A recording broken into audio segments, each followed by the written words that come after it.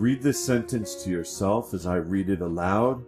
Pause the video if you need to add it to your notes. Everything that is on this slide should be in your notes.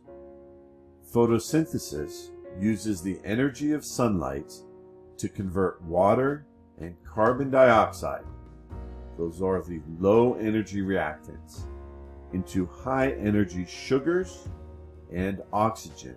Those are the products. Again, the reactants are the things that go into photosynthesis. Those are low energy. Light is used to raise the energy and create these high energy products, sugars and oxygen.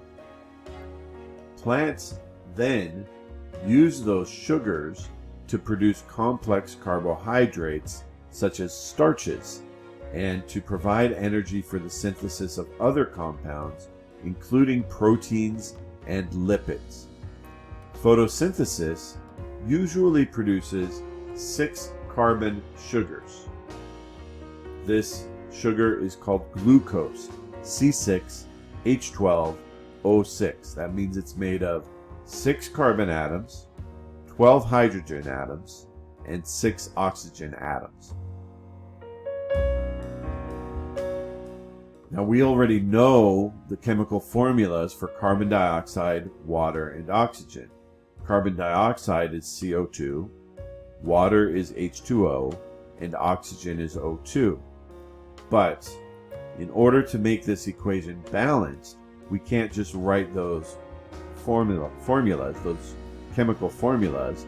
We have to put the amount of each molecule that is needed for this chemical reaction. For example, glucose has 6 carbon atoms. So if we just put CO2, then that would not tell us that we had enough carbon in the carbon dioxide to make 1 glucose atom. In order for this equation to be balanced, we have to have 6 carbon dioxide molecules in order to provide enough carbon for 1 glucose molecule. You'll learn how to balance equations in chemistry, but in biology, we just need to learn this equation. 6 carbon dioxide molecules plus 6 water molecules are put together with the energy from light to make 1 high energy glucose molecule and 6 oxygen molecules. If you count up the number of atoms on each side, you'll see that you have the same number of atoms of each element on each side of the equation. On the left side of the equation, you have 6 carbon atoms. On the right side, you have 6 carbon atoms. On the left side, you have 12 hydrogen atoms. On the right side, you have 12 hydrogen atoms. And finally, on the left side, you have 18 oxygen atoms.